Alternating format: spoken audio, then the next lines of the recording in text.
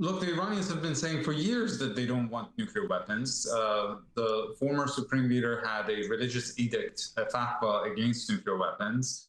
In the opening pages of the 2015 nuclear deal, the Iranians committed to not developing a nuclear weapon. So that is not a new thing, then that's not a new concession to President Trump.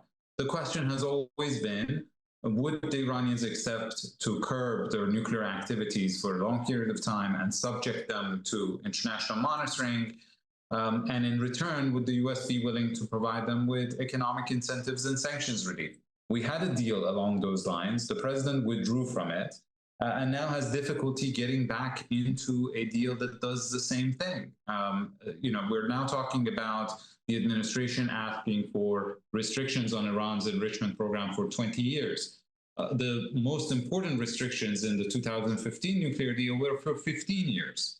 So did we go through all of this maximum pressure that really devastated the Iranian middle class, and now 2 rounds of war in less than a year, costing the United States hundreds of billions of dollars to add just an additional 5 years on restrictions on Iran's nuclear program?